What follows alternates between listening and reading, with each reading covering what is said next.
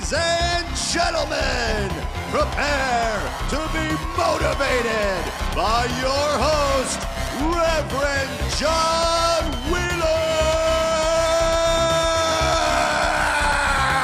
Now shut up! You shut up! Sit down! Shut up! Shut up! Put on a show for everybody. Hello! I was just talking about when this will be extra sad in 20 years when I'm still doing it, but I have to have like plastic surgery to regain the ugliness of my 40s. No, this episode, as promised by the, I got 500 YouTube followers, so I unlocked that thing where you could do polls and ask questions that nobody answers to or listens.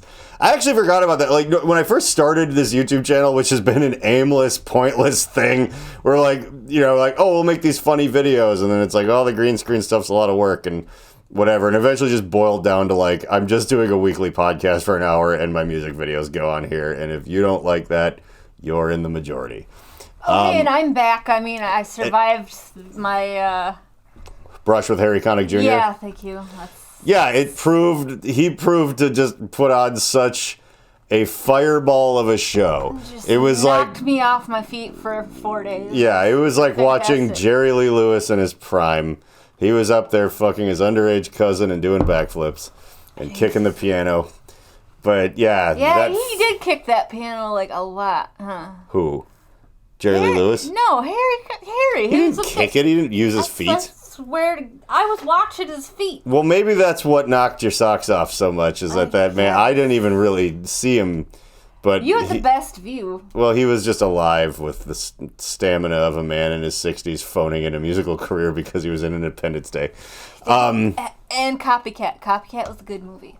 I don't think I ever saw Copycat. Oh my God, you need to see it. He played an amazing serial killer. I think I remember when it came out, because I think I remember that's when we all learned about copycat killers or whatever, yes. like that, which may or may not even be like a real it might just be a movie trope, but everyone... It's got Sigourney Weaver, that one guy. Yeah. Michael Biehn? No. Everyone loves Michael Biehn. But whatever, it was good for when it came out. I mean, I don't know if it still holds up well, but... Probably, sure. Sigourney Weaver, you can't go wrong. No, I love her and everything. Sigourney Weaver really can do no wrong in my eyes. And like, man, what a fine example of like being a bizarre through line.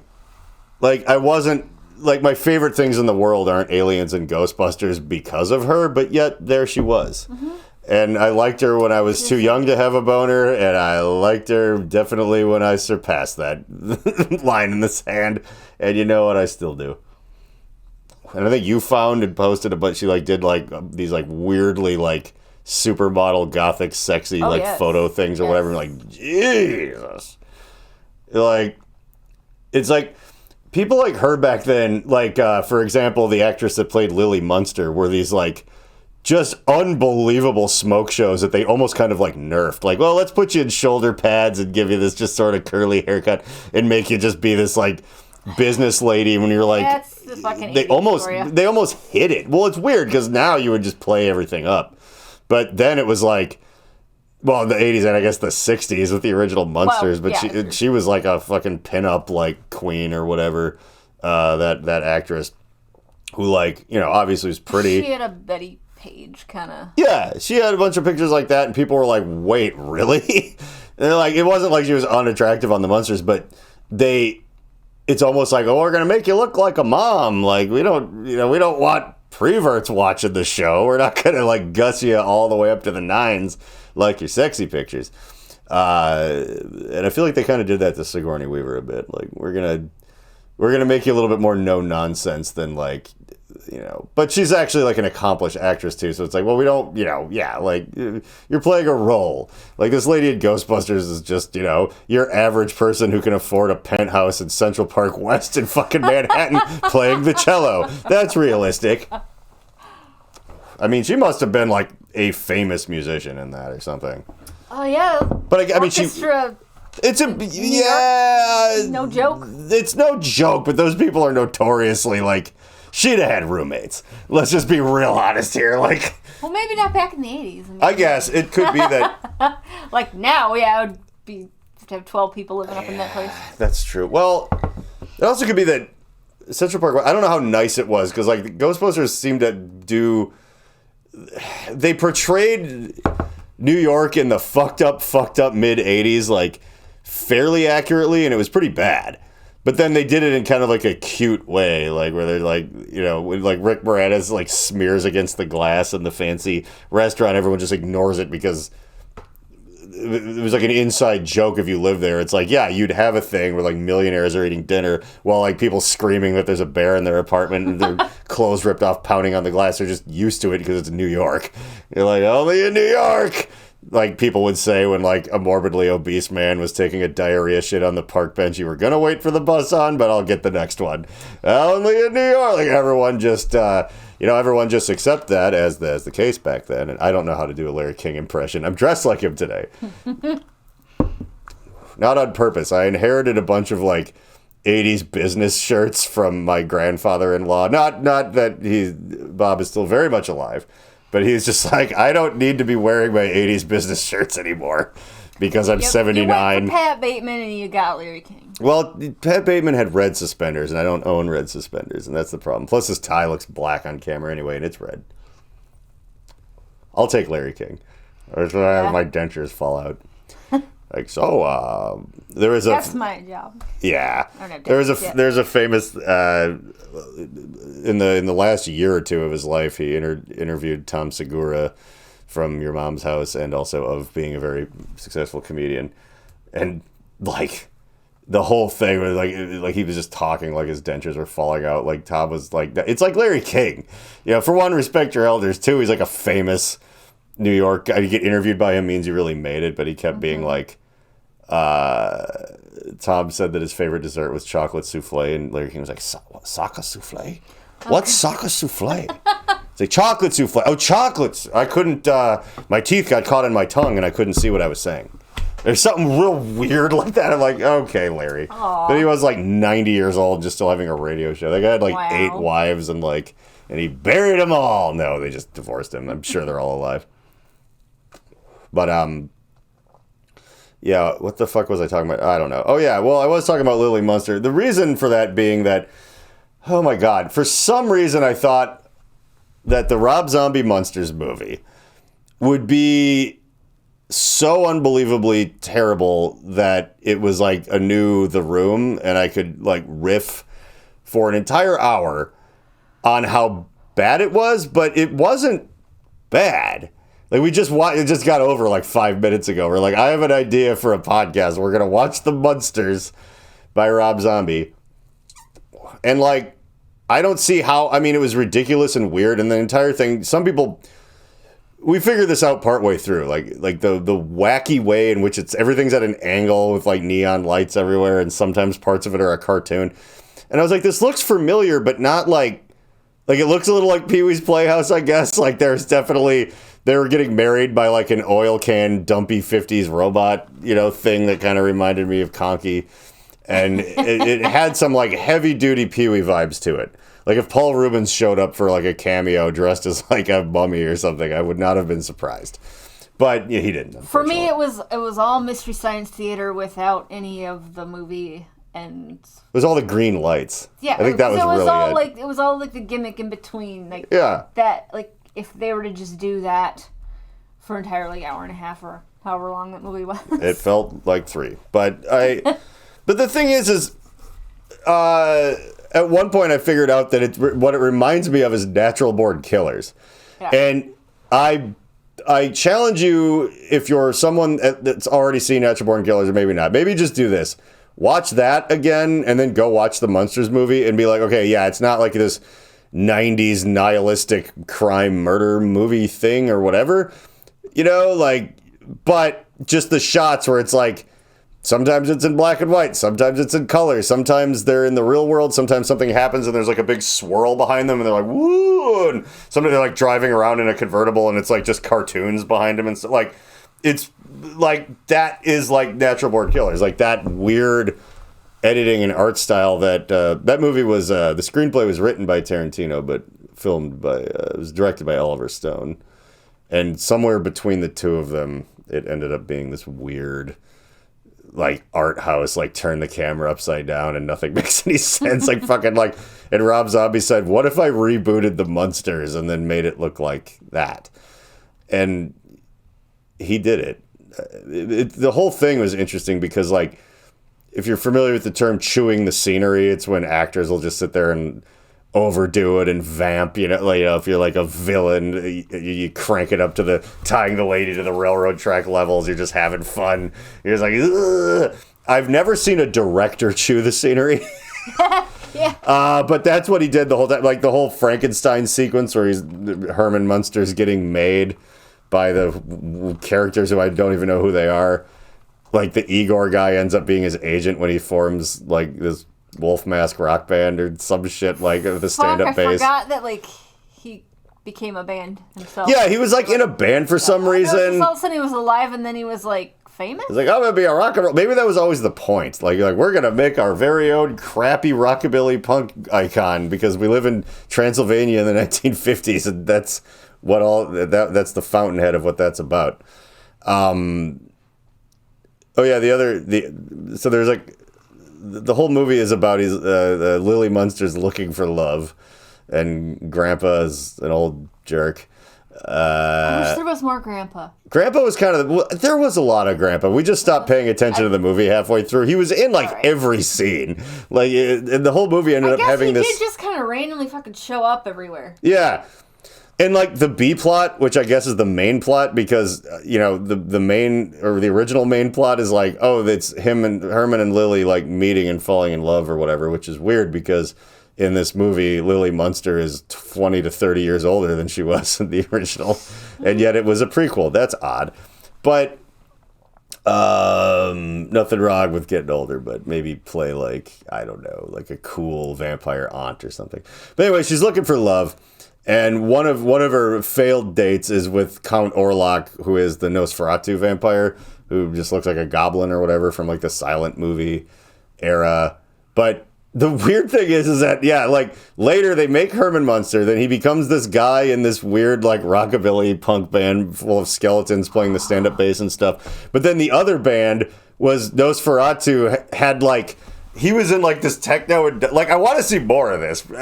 He was in this techno-industrial band. He's, like, all skinny with his bald, pointy ears and whatever. And then, like, the two Figgles guys, like, in his band are just these keyboard players with, like, gas masks that have, like, glowing, like World War I gas masks with glowing eyes. It was very skinny puppy, and I really wanted to just... And it was, this Ground Zero techno, and I was like... just have this be the movie, and then, like...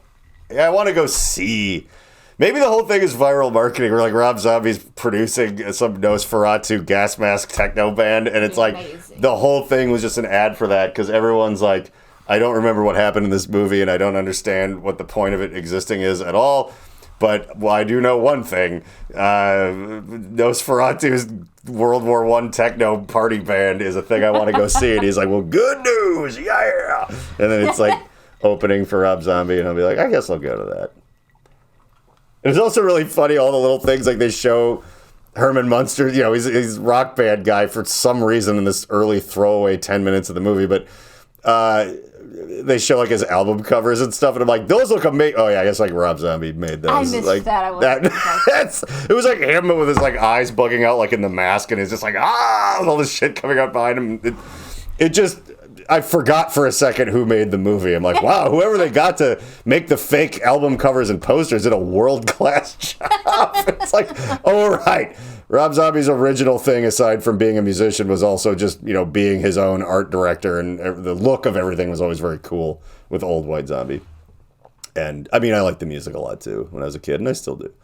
But the thing that really caught people was like, wow, this is such a zany, like, world he's created, in which the Munsters apparently also live.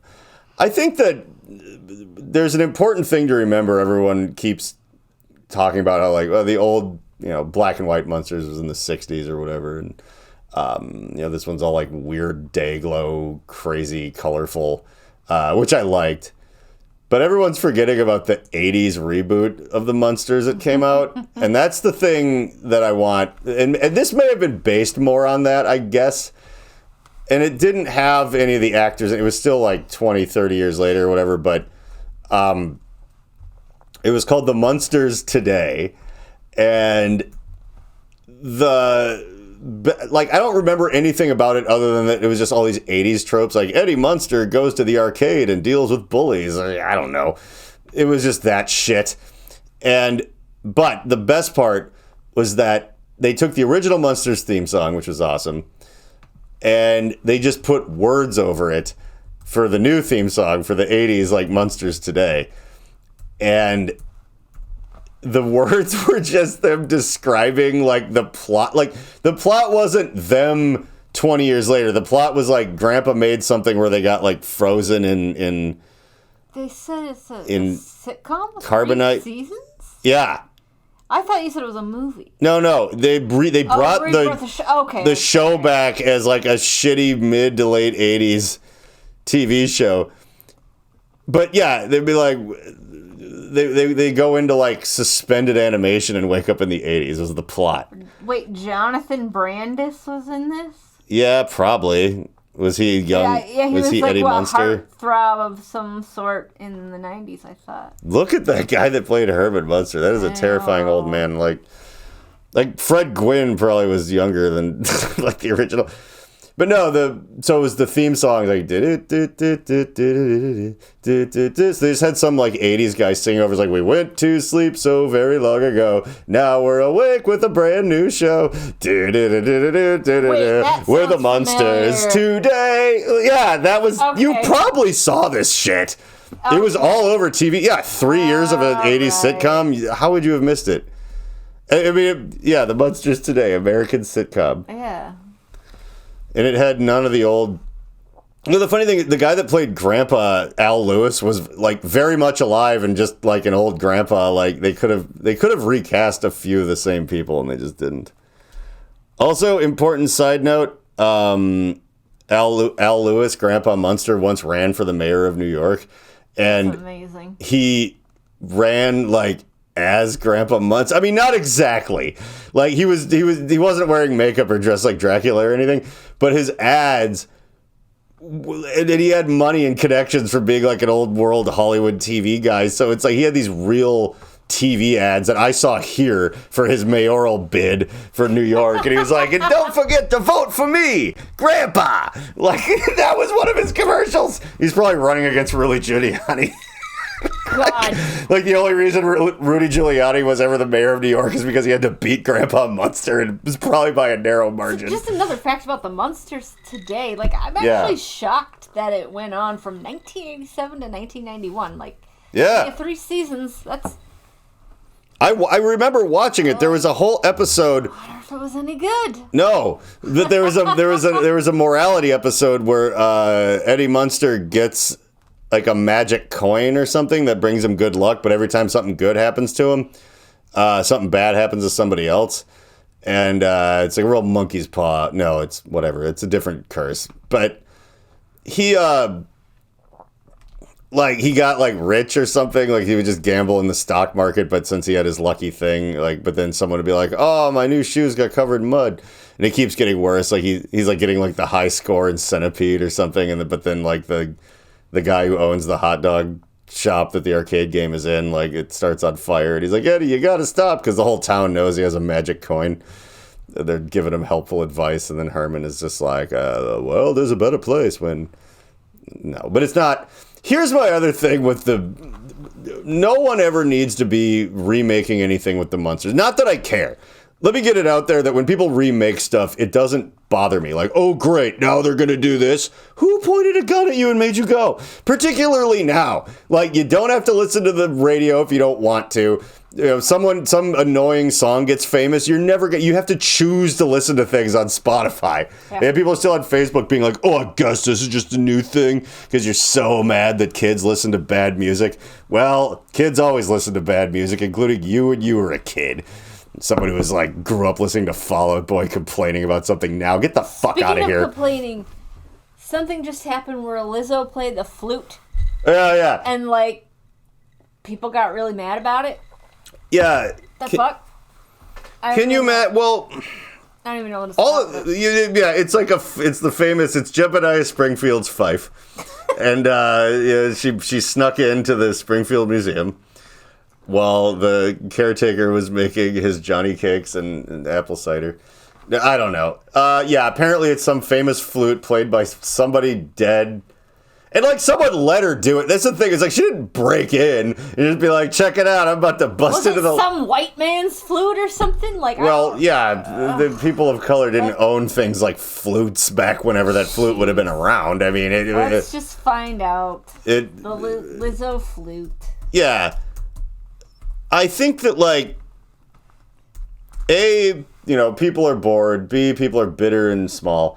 But C... I think it's just a way, like, do I really enjoy any of Lizzo's newer music? Oh, it's James Madison's flute. I guess. Whoever that is. Sorry, I don't know who that is. I think he was one of the presidents, but we've had so many. But it's just a way for you to go, I already don't like Lizzo, and I, take every chance I can to, it's like, I'm not allowed to say I don't like black people or women, but when one of them does something like that, I gotta speak, because, like, it's like, now's your chance.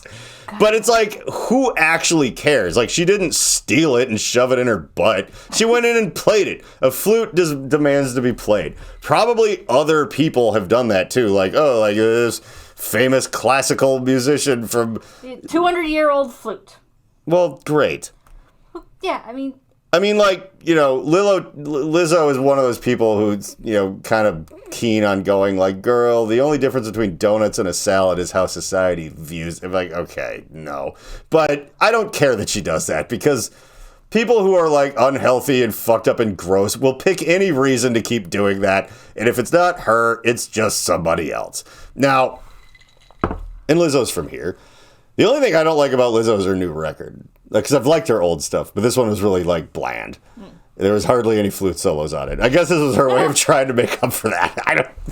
You're just, like, picking things to get mad about because, getting mad about anything of substance might cause positive change in the world, and everyone who wishes very much for that not to happen goes out of their way to redirect your anger towards silly things. Like Lizzo playing a flute. James Madison's crystal flute. Is that vodka in it? What? Is it like Crystal Skull? Is it James Madison's Crystal Flute vodka? She's actually wasn't playing the flute. She's drinking the vodka out of it, as you can see in that picture. And they just they overlaid flute playing. That was actually done by Will Ferrell's character in Anchorman, who's apparently a jazz flautist. Also, I didn't know Lizzo could play the flute. Is that a thing? Because, another thing... The flute is one of those instruments that if you don't completely know how to play it, you can't play one note on it. It's like a violin. Like a bass, if someone's like, here, put your finger on the string between the frets and then whack at it. It's like, boom. Like, you played a bass note. The piano, go up to it and be like, ding. The drums. She's classically trained as a flutist. So well, that's exciting. And it was just to blow a few notes. And yeah, that's most people like but again, the flute's hard. Like if someone handed me a flute and then explained to me exactly what you do to get one note out of it, it wouldn't work. Like 3 months later of trying really hard, I'd obviously been practice and instruction of here. But a flute's like the violin, where you're like, again, you can take like a guitar, just hold the string down, hit it, bam, okay. The violin, like, okay, put your finger on the thing, put the bow like this, steady. Like, you have to know what you're doing, or absolutely, the flute's just like... If you don't put your lips right... It sucks. It's not gonna... Yeah, it's just sucks. Yeah, like the mouth she's making, like, you have to do that weird cartoon Tom Alley Cat mouth face. It takes facial strength and muscles to, like, do that. I think that you, like, no matter what the precedent is, like, oh, this rapper you don't like because you don't like rappers for a certain reason is playing an old piece of garbage. And you're just bothered by that. But like, you shouldn't be able to even voice that if like someone knows how to do something like play the flute. It's so fucking hard that like you're like, just shut up. Like you're impressed because you could like fix a car or some shit or whatever it is you do. You're just like, yeah, you know what's harder than that? Playing the flute. It honestly is. And also apparently our whichevereth president James Madison was. Ooh, let's guess. I'm going to say 12. Make a guess and then look. What number president was James Madison? 12. I'm sure he owned slaves, so he can't be above a certain number. 8. Okay, no, I will give you a mulligan. I know for sure that's Martin Van Buren. Okay. How I know that for some reason when I can't remember my own phone number is something. Let's see. What if... Could easily be 7 or 9, though. I just know George Washington is 1, Abraham Lincoln is 16. Madison is... I feel like it's maybe like 7? Yeah. 7, 8? I'm going to say, no, 8's Martin Van Buren. Right, so I'll say... Because the Van Buren Boys' logo is the number 8. I'll be like... They're the toughest gang in New York. 6 or 7. Okay. So... Let's find out. By the way, if he's 6 or 7, for sure he owns slaves. Yeah. Okay. So her playing that flute is making a lot of Southern people who have a lot of excuses for the nonsense they believe in extra super mad. Which, guess what? That makes me like it. James Madison. Which president was he? As a founding father and served as the 4th president. Oh, I knew he was up there, like, towards the beginning, but I was like, maybe not. Wow, Price is Right rules we both just completely lost. You were closer, though. 12 was, like, way the fuck off. James Madison. Oh, yeah, so he was one of the people that, like, signed the Declaration of Independence. Yeah, that's why I was like... And he played a flute with his syphilitic wooden dentures somehow, like what everybody had back then. That's so weird. I wonder how many other people have played that flute. Like, has it been 100 years and then Lizzo reawakened the curse of James Madison? Yeah. Lizzo plays new notes on James Madison's crystal flute from 1830. Okay, how is it crystal? It looks like it's just metal or something. That's wrong. That's crystal. Maybe parts of it. How is it? How do you have a crystal flute? That's pretty exciting, I guess. But also, I never know what crystal even means. Like, isn't it just glass? Let's see. Yeah. Oh, yeah. He had a crystal flute. What a lunatic. Yeah. Well, it was a different time. Yeah. Maybe everybody from a certain persuasion is mad about that because it's actually like, she actually found, like, you had to, like, answer a bunch of riddles and do, like, an escape room so they finally allow you, and you have to be worthy. It's like a penitent man kneels before George Washington. She had to do, like, a somersault and blades fly out like Indiana Jones in The Last Crusade, and she finally gets to the crystal flute, and then she plays it to make sure it works, but now she has it. And what people are mad about is she hung on to it, right? Like, now it's hers. Like, once you play the flute, it's yours. That's the part of the story they leave out. Yeah. And she's going to go take it, and she's going to go down to, like, Mar-a-Lago, like, right before, like, Trump, like, runs before his re-election thing. And he'd be like, oh, Lizzo, oh, yeah, I like hip-hop. What are you want to join my whatever? And she's just like, I'm going to play a song for you. Oh, it's very nice. I like music. You play me a song. And she pulls out. He's like, oh, no. Oh no, just like she plays like the magic thing and just like does like the jig that breaks the curse. Like, oh, just goo shoots out of his nipples and he just starts like deflating into this like Judge Doom Roger Rabbit. It's like, oh, my goo. And he's like, and it's like a jig. The mystic jig that undoes the curse. So that would explain why people are mad. They don't want that to happen. They're like, don't undo my favorite guy's thing with the flute. The curse is good. That is exactly why they're mad. It's like only a worthy Midwestern female rapper can play the crystal flute of James Madison and undo the curse of Trump. Yikes. I don't really have much of a Munsters review, so I'm just going to start talking about how I foolhardily signed up. Look, I do stand-up comedy sometimes, but it's not a thing. Sometimes I almost feel bad because there's people around, like Andrew Weglinger and the guy that looks like Charles Manson, whose name escapes me right now. Do you remember who that is? Zach. Zach Ashton. I'm sorry, Zach. I know. Like Jesus, he's not.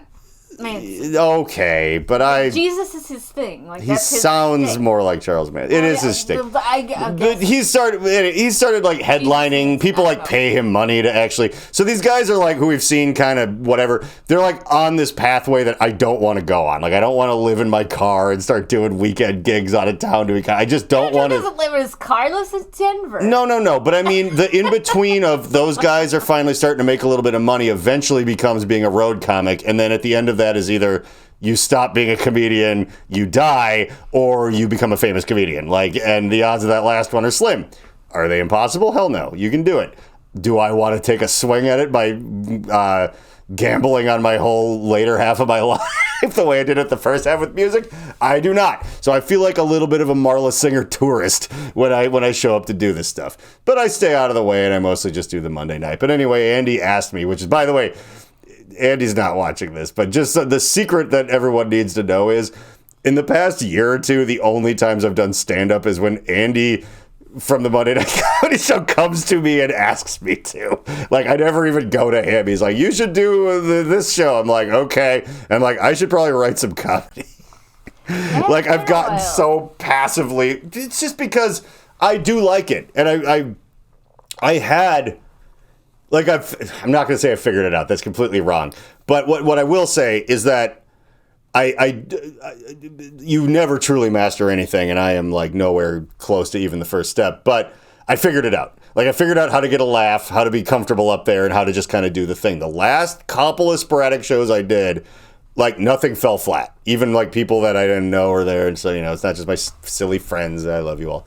But I would, like, be like, blah, blah, blah. I'd get, like, a huge... I'm like, okay, I kind of get it now. Because when I started, I would just ramble and say things that I think maybe were funny and kind of overdo it a little. And it's just like, okay, stop yelling, guy.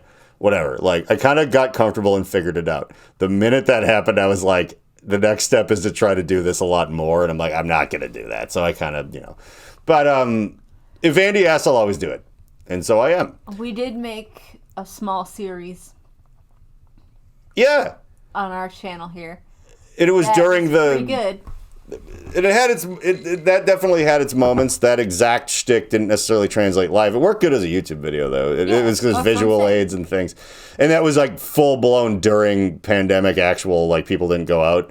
So we're like, oh, I'll make like a weird version of stand-up comedy in front of the green screen in the basement.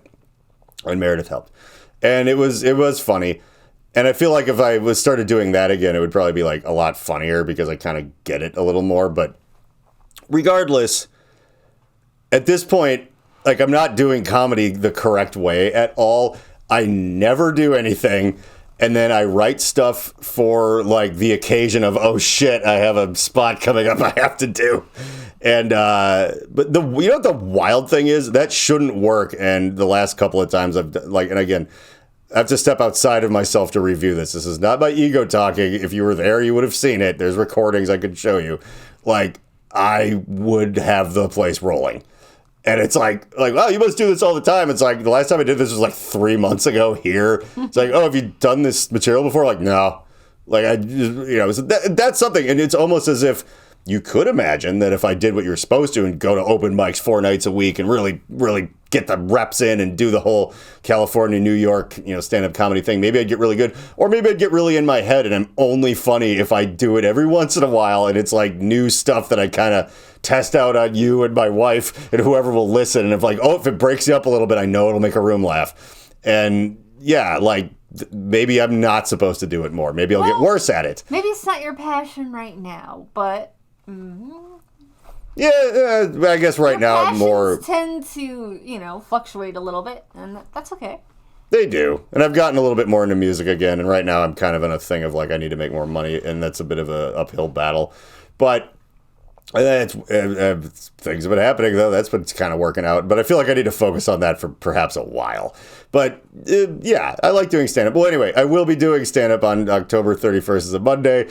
I will be doing the Monday Night Comedy Show's Halloween special. So I was trying to think of Halloween-related bits, and I keep...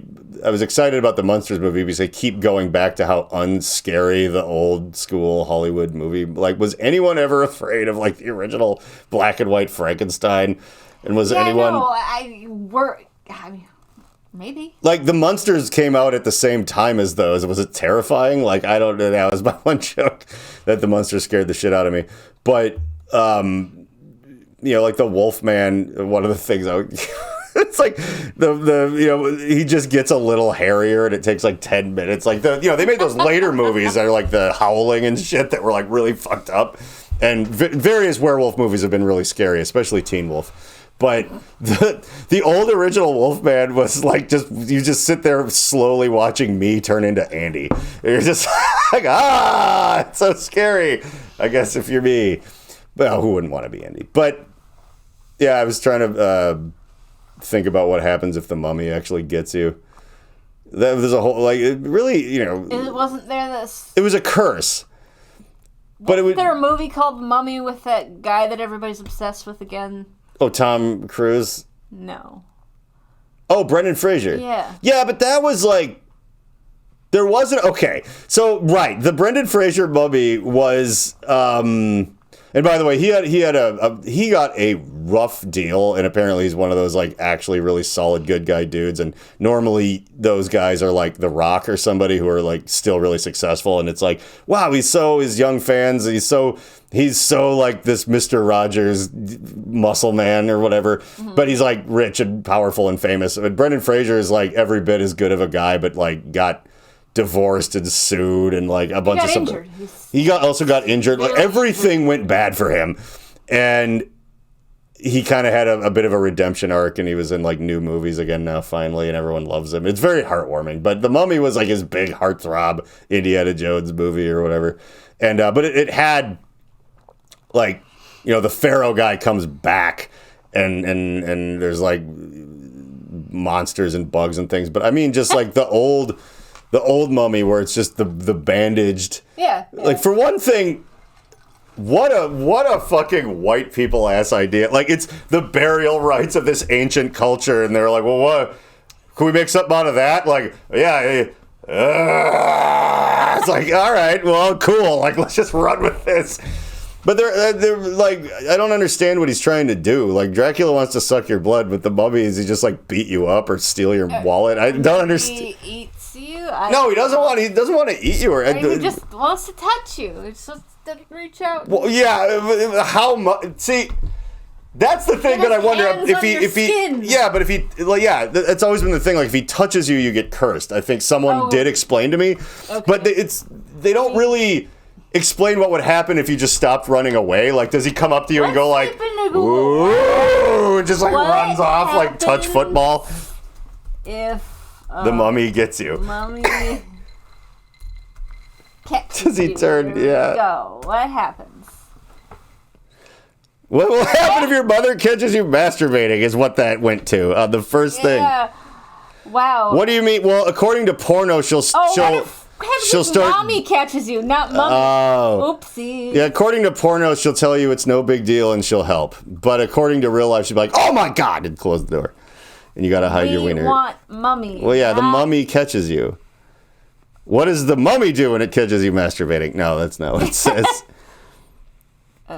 They reach in your pants. It's a mummy I'd like to fuck. See if we find out. Reddit will tell us all about it. I hope are you in trouble. So, my theory, though, is I don't know if the mummy touches you and then runs away, or if you were to maybe, like, face the mummy and stand your ground, if he would just hug you or something. Like I was working out this half-baked thing where, like, be like, all right, he's, like, coming at you. Just stop after you... No, so here's what happens. He comes towards you, he's like, and you're like, I'm just gonna stay right here, mummy, I don't care. He's like, he starts grabbing you, and you're like, this is fine. He's like, I'm not afraid, like, I'm not... where you're going. I'm not afraid. I'm not sad. It's just that sometimes I feel... Oh, God, God, I don't want to have an emotional breakthrough. That is the scariest monster. Yes. See, maybe since no one watches this, that'll probably be in my act. I don't know. Who cares? I have 5 minutes up there to talk about the mummy hugging me so I get in touch with my feelings. Is the mummy's curse? You have to really start facing your emotional trauma. Like, oh my God, that's pure genius. Maybe. Or it isn't as positive, and he just starts holding you, and then just starts like slowly like reaching down to jerk you off, like hey, like because he wants to make you feel better, and he's like, You're like no, well, I like where this is going. I think I probably could do 5 minutes out of the mummy trying to comfort me and then jerk me off. That is a fucking winner. See, this is why we do this. So I can come up with bad ideas to do in front of 8 people in person instead of 3 people on the internet. Thank God. What else did I have? Oh, yeah, I was going to try to talk about how the leprechaun is the scariest monster because it's us that's always just trying to get him. And there's nothing scarier than having that mirror held up to your own fucking... Like, the whole leprechaun story is like, ooh, look at that little man. Let's grab him. And it's like, let's take all of his money and break his legs. I'm like, Jesus Christ. The monster is you. Yeah. Where's my cereal box? God damn it. Yeah, the leprechaun is a monster, by the way. Frankenberry, Count Chocula, Lucky Charms, like, they're all monsters. They are. King Vitamin. King Vitamin, yeah. C-3PO's my favorite movie monster. C-3PO is pretty scary. Oh, man. The Leprechaun in the Hood is just a thing that happened. Yeah, it was probably the best Leprechaun. Well, that was my absolute, and if you know, yeah, there was like this horror series in the 90s that was like where the Leprechaun played by like the guy that played Willow, I think. I think that's who did that. That same guy who was also on, he was on this comedy show with Ricky Gervais that was like really, really, really funny.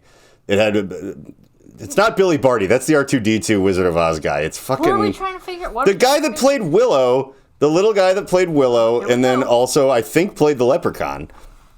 But he also... Like, I can't remember anybody's. It's like really... These podcasts have been on like Sunday afternoons. It's like late Friday night right now, and I just watched... Warwick Davis! Yeah. I think he was the Leprechaun. But the point is... Let's find out. Is that he was on this show with Ricky Gervais... Yes. And he was there. He is. And he was in the hood. Oh yeah, he was the same Leprechaun. Okay, all right. Yeah. By the way, the Leprechaun in the Hood was like the 3rd or 4th Leprechaun movie because they did the whole like Muppets thing where it's like leprechauns take Manhattan, Leprechaun does their taxes, like whatever they all. Jason takes Manhattan. That one. That's the Leprechaun goes to space.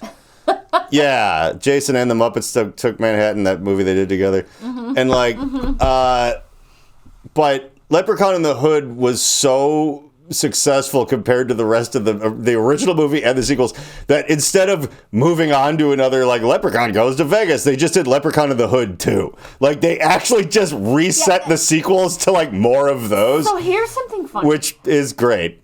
Leprechaun in the Hood came out in 2000. I thought it was older than that. No, again, it's because it was like, that was the 3rd or 4th Leprechaun sequel. Leprechaun in the Hood was the last ditch, like Tales from the Hood, just a stupid fucking like, by the way, that movie was unbelievable. Like these guys, he had a magic flute like Lizzo, and it could hypnotize people into giving you what you want or something like that. And so these rappers steal it from him. Yeah. Because they're always stealing. People are trying to get his gold. But see, that's the thing. We're the monster in the old school Leprechaun stories, but the Leprechaun's the monster. Like, if you steal his money, he comes and murders you, which, by the way, just makes him a person.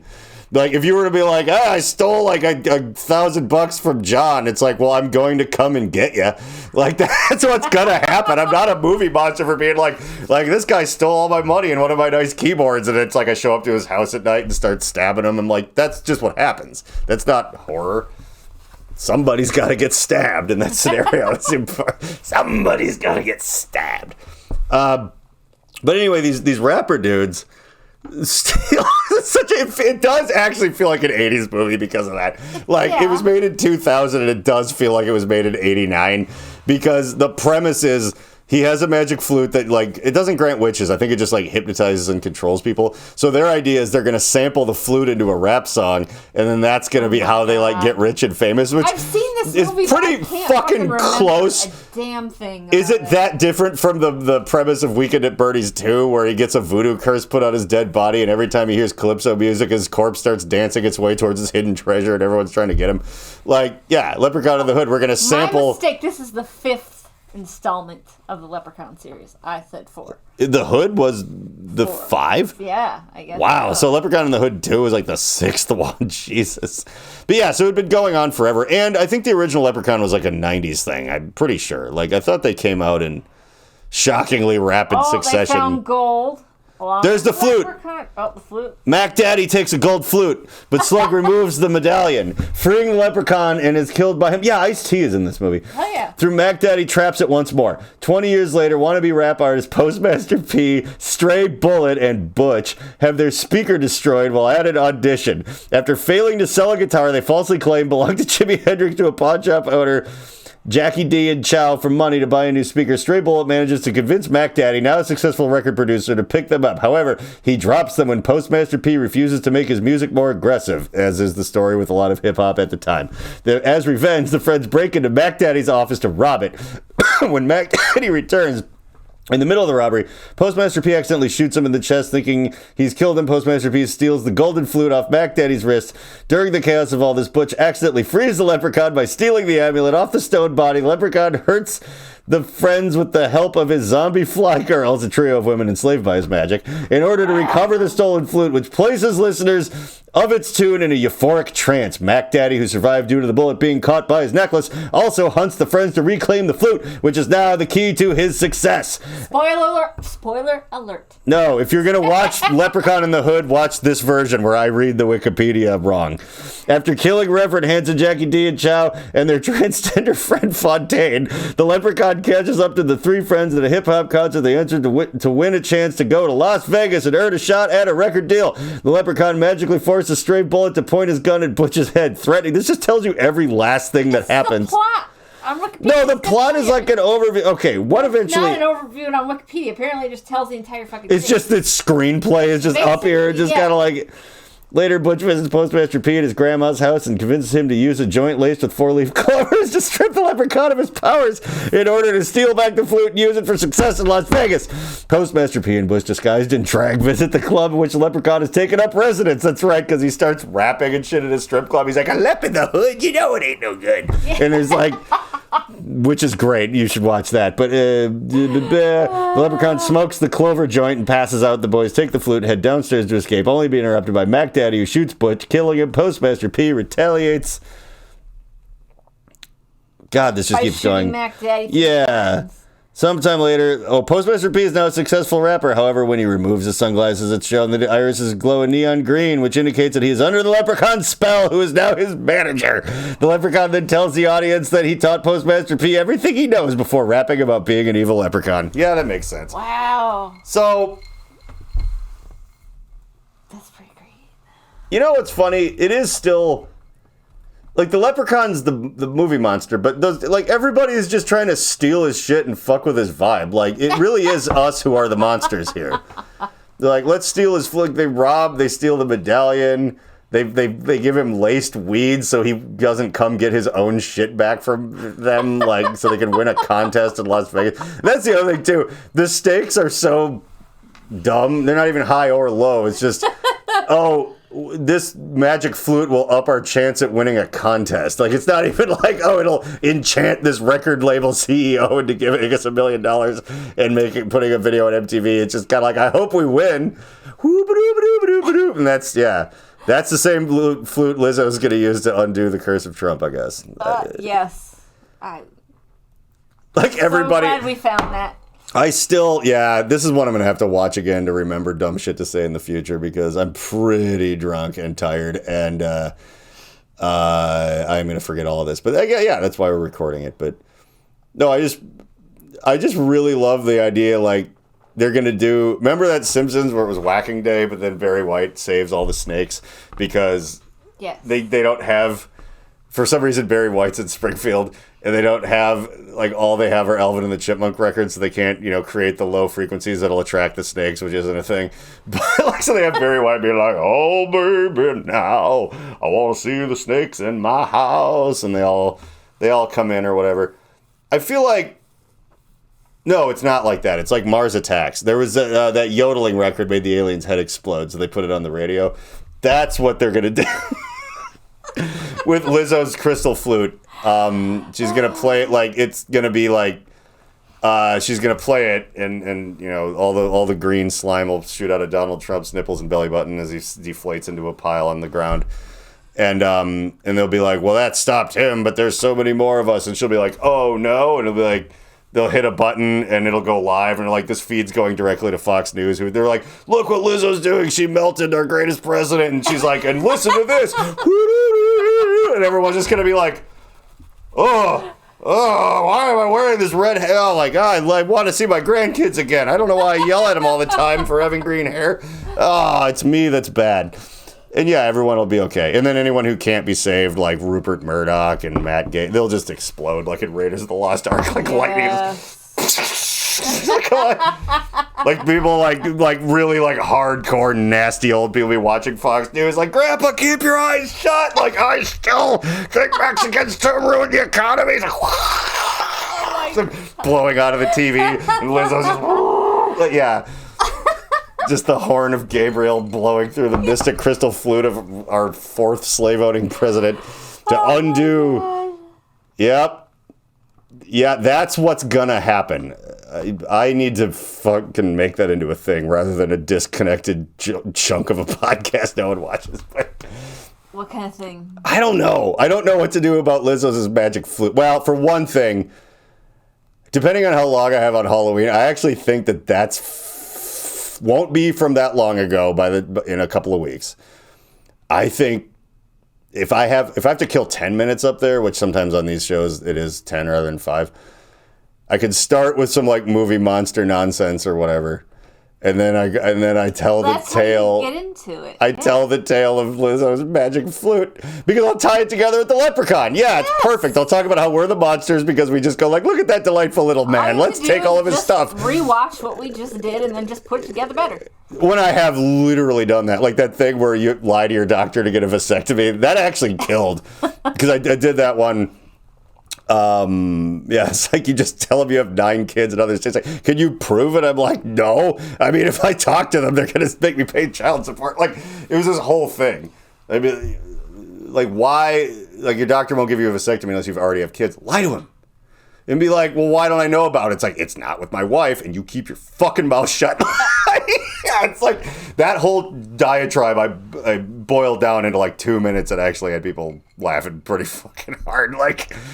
And, see, now it is making me excited to do comedy again, but it's the day-to-day. It's like sitting there at an open mic to 3 people who aren't going to laugh at this shit that actually is funny, but it's 3 other comedians who wish they were dead, so of course they're not going to like, yeah, okay, great, man.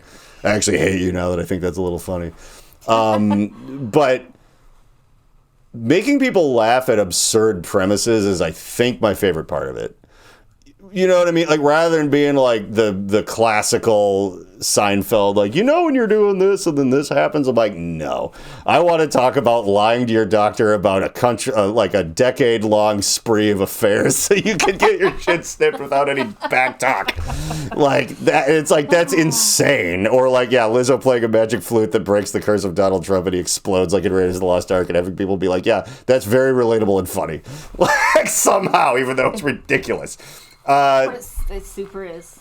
Yeah, my patent love of nonsense is just so baked into being able to go up there like a crazy person off the street. I am. It was like an open mic that someone goes to, not because they have dreams of being a comedian, but because like they were like sleeping on the sidewalk and someone was just like, hey buddy, in there's a microphone connected to speakers and people have to listen to you. And he's like, whoa, the demon monkeys in my hair will finally have their message heard. Like, that energy is what I try to bring. Like, just the energy of a schizophrenic person that's like, finally, people are going to know the truth. That's what I want for myself. And if I were to pursue comedy, I think I'd lucky to at least live on a sidewalk somewhere warm. Move to Los Angeles and fail miserably. Oof. But yeah, outside there is not as bad as outside here.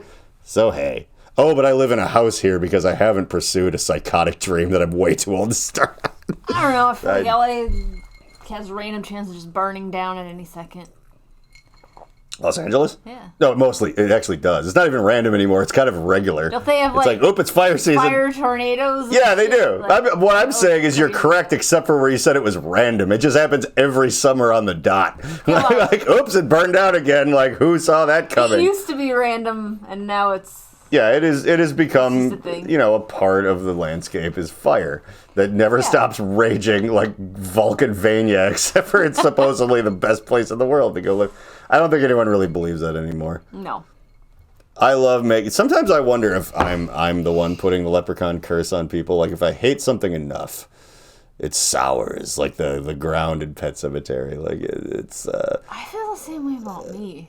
Yeah, because I made so much fun of everyone that mocked me. It's like, we're going to move it out here and make it. And I'm just like, have this, Twilight Zone, just like, woo! It's just like, destroy, like Magneto, but I don't understand that I'm actually doing it. It's just like, not only did nothing work out for any of them, which we all knew was going to happen, but then, also, it's like the whole state's on fire, like, Joe Rogan left. Like, nobody wants to be there anymore. It's just like hell. And it's just kind of like, did I do that because someone said something mouthy to me once about, like... God, what a great power to be completely irresponsible and oblivious with. That is what I want for myself. Can you believe that we've been doing this for 55 minutes? Yes, I can. Yeah, it feels like 3 to me because I'm that level of drunk where things are whipping by really fast and I'm unaware of how... I think I even had other points about the Munsters movie that I just completely don't remember anymore. But I think perhaps the most important thing is that I didn't enjoy it because it was good, but I also didn't enjoy it because it was bad, like The Room. It was just this weird thing that I was fine with. There's no point to the original Munsters at all. There was no point to the Munsters today. Like, the characters and the stuff is not nearly as developed as the Addams Family and stuff which is why there's been so many successful versions of that. Like, other people can play Gomez. Like, Raul Julia is the one we all love, but if you watch the black and white one, I don't know who that was, but he did a great Gomez Addams because the characters were fleshed out in that weird comic series that I have an entire book of somewhere that I really hope I didn't lose, but I got it as a gift from my grandparents once or something. It was really cool. It was the compendium of all the old black and white Charles Addams, Addams Family cartoons of them doing diabolical things. Or there's one of Uncle Fester waving a truck to pass him because he could see around a mountain highway that there was another truck coming. It's just just those single frame Far Side, everyone's about to die. I love those. And but it was based off of a fleshed out thing. So other people can step into the role of Gomez Addams. Whereas the Munsters was some weird thing, probably just made up because the Addams Family was popular. You do realize that both of those shows were on at the same time when there was about 11 shows. Why is 20% of the available TV that isn't the news or golf about weird gothic monster people in the 1960s? What the fuck was happening? It's Andy Griffith, Frankenstein, whatever. But the thing about the original Munsters that I liked, that made it good, was Fred Gwynn's portrayal of Herman Munster. That was the thing about the new one. It's wacky and crazy, but the stakes are low because who even cares? So watching it wasn't like it was bad. They're ruining the Munsters. Shut the fuck up. You don't give a shit. You wear a t-shirt of it because you're a goth kid in a punk band. You've never watched a whole episode. You're just look at that, the Munsters, right? Yeah. So, the actor that played the original Herman Munster was the reason to watch that show. And he was the guy who's the cop in Car 54, Where Are You? He was the judge in My Cousin Vinny, which if you haven't seen is very good. And according to Legal Eagle's YouTube channel, is actually one of the more accurately portrayed courtroom sequences in movies because they're always done really bad. But everything in My Cousin Vinny was super realistic, I guess, which is insane. That's hilarious. Yeah, he was it's got its things, but it actually is... kind of like surprisingly the way they do Discovery and stuff. It was actually like written by people that somehow kind of court stuff's always, it's like doctor shit. Yeah. Like where they're like bringing people back with the paddles when their hearts stop. Like that's not what those actually do. Like it's all wrong. Like everything on TV is fucking wrong. Except for My Cousin Vinny, where Herman Munster was the judge. And he's yelling at Joe Pesci. He's like, you're out of the two Utes. Like, what is a Ute? And he was Judd Crandall, the kindly old neighbor in Pet Sematary that knew that there was an evil cursed cemetery about 100 yards from his house. And lived there anyway. Yeah, it'd just be like, you don't want to bury your pets back anywhere past there. The old Micmac Indian burial ground, the ground's been soured, they say. They come back, and a lot of little boys, little girls been made very sad by that highway. The semis run over their kitties and puppies. And they bury them in the regular cemetery. Well, that's one thing. But you go into the other one, which also... apparently he'd been back there too, which is just utterly, completely terrifying because... Pet Sematary was one of the first Stephen King. When I went and read the actual book, when I learned that he took a lot from H.P. Lovecraft, which makes sense because he's like the original horror writer. But he talks about things like when they go back into the actual scary cemetery thing, like they would like look up at the constellations and they'd all be like wrong and different. It's like, what the fuck? Like that's some Lovecraft shit right there. Also completely unsettling. I once ex-girlfriend I had moved here, and I took her to Minnehaha Falls, and I basically, she had never read Pet Sematary or H.P. Lovecraft, so I told her that when you like go down to this part under the falls and you look at the sky, all the constellations will be different and stuff, and like time goes by all weird, and I actually had her believing me, and she was having a full-blown panic attack. Wow. Then, yeah, like we wandered into some kids that were just like probably smoking pot, but one of them was laying on like a picnic table, and she's like, are they sacrificing that person? And I'm like, that's what they do here. we best to go the other way unless we end up on that table. She's like, you have to be joking. I'm like, you recognize that constellation? Which, by the way, nobody does. No one has the constellations memorized except for Orion's belt. I'm like, see that? That's not normally that's like... Big Dipper. Like, we're somewhere else when we're here. And she's like, that is so fucking terrifying. I'm like, yeah, I'm fun. But... so anyway, yeah. But... old Judd Crandall, old Herman Munster that lived there, he's just kind of like, yeah, so if you go over there, you're sort of in another dimension, technically, and when you bury stuff, they come back to life evil or whatever, but, I'm not going to move. Like, I'm not going to be like, I like living in this house in Bangor, Maine, and I'm not going to go get an apartment where there's no zombies. And, yeah, and then he gets killed. Spoiler if you haven't watched the 80s Pet Sematary movie.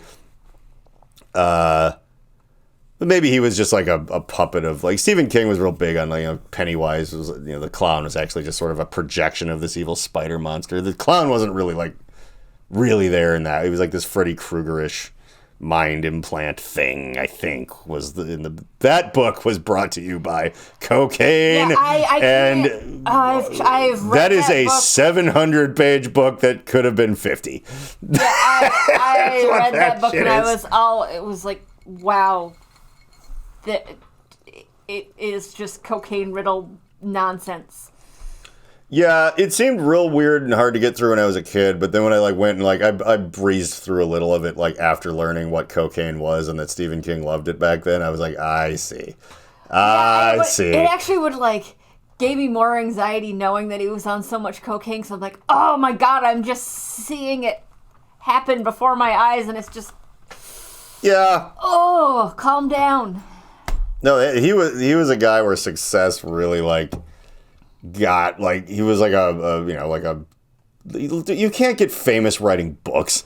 He's one of 3 people ever you can name that's a famous horror writer. It's and somehow he every single book he made was getting turned into a really successful movie. So he's just all right, well, you got to keep churning these out, baby. He's like, I can make one about a clown in the sewer, but it's actually a space tarantula. And they're like, yeah, here's $1 million. Knock yourself out.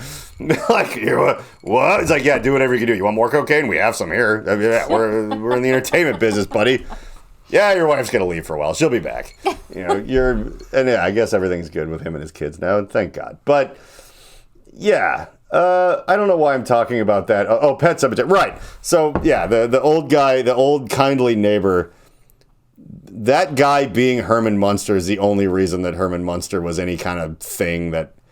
Because otherwise it's stupid. It's just like, it's a Frankenstein man married to a Dracula lady and they have a werewolf boy and they got to go to the store with normal people and they're like, what? And we all learn something about celebrating our differences.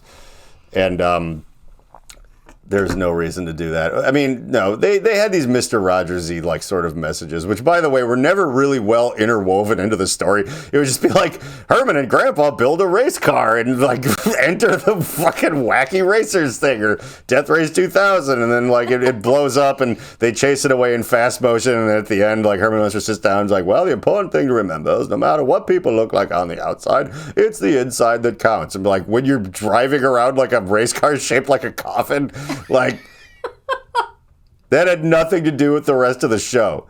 So when people go, Rob Zombie ruined the Munsters, it would be like, like I don't know, like me reenact. I can't even come up with any kind of good, bad example because whatever I say is either going to be funny and you'll be like, actually, I would love it if John did that. So I'm not going to fucking bother. The point is that Herman Munster was ahead of his time, and Stephen King based all of his work off H.P. Lovecraft, and Mr. Rogers based his messages off of the Munsters.